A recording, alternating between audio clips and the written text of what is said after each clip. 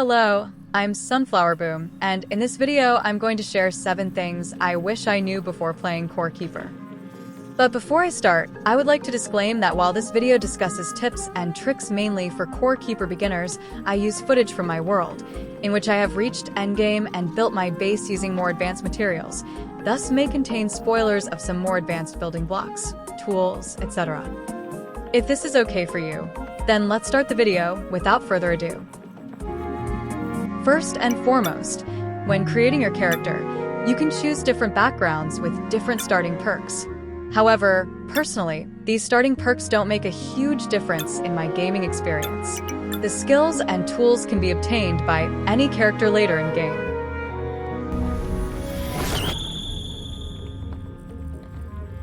After entering the world, you will find yourself within this dark space with a core in the middle. You may not have an axe or pickaxe, but it doesn't matter. Just go near the roots, then on PC, left-click and hold to break them.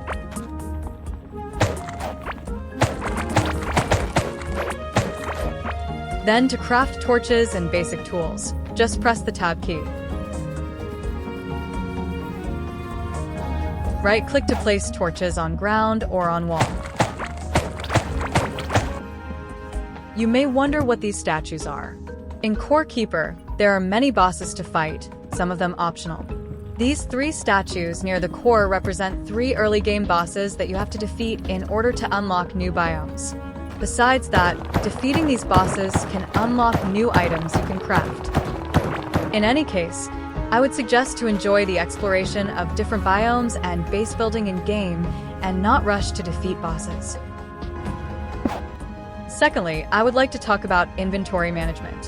While you can use bags to increase your inventory slot, another tip is to use the trash slot as an extra slot. I myself use it a lot, but I would also like to warn that once you click on the trash bin icon, your item is gone forever. So another way is to just drag and throw it away from your inventory.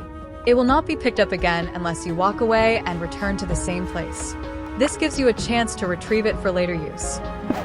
You may also want loots from locked chests, but note that you can just mine the locked chests and bring them home, where you can open them later. Thirdly, you may run into some friendly creatures that can produce milk or wool or meat, etc. These are cattle, and unfortunately cattle do not respawn in the world. You will need at least 2 of them for breeding, so before killing them, make sure you have enough at home. Also, some mobs can kill cattle, so make sure they are well protected by walls or fences.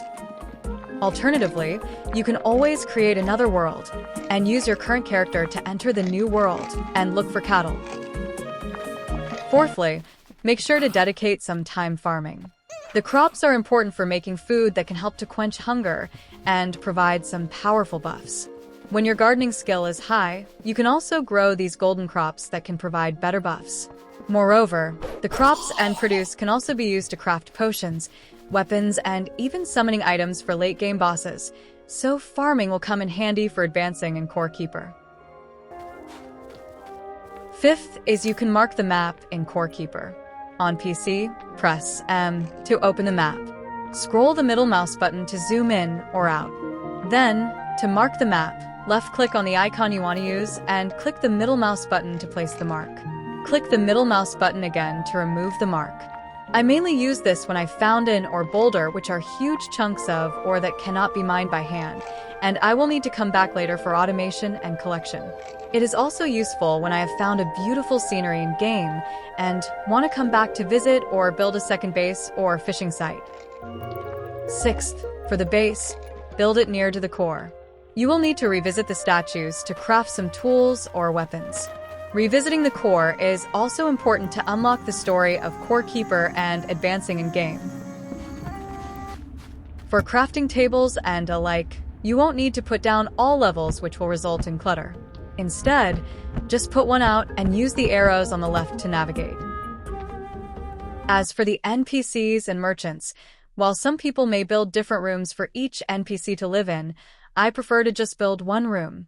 You just need to make sure the room is fully enclosed with solid walls, with no more than total 64 tiles of floor space, 1 bed for each merchant, and at least 1 empty tile for them to stand on. Then, put the summoning item down to move them in. Note that you can share the bed with the NPCs, allowing you to heal or respawn in that bed. 7th, you can obtain pets in Core Keeper by hatching their eggs. Each pet has their own ability, and while some will attack actively, some may not attack or will only attack when you are hurt. Note that with the same type of egg, you will obtain the same type of pet. The possible difference is the color of the pet. Don't forget that you can name your pet after equipping them and upgrade their skills. Pets gain 1 skill point for every 2 levels, which means they can have at most 5 points. You can choose which talent to upgrade or obtain depending on your style. If you find these 7 tips useful, please hit the like button. Feel free to comment your favorite beginner tips and tricks for Core Keeper. Thank you, and that is the end of this video.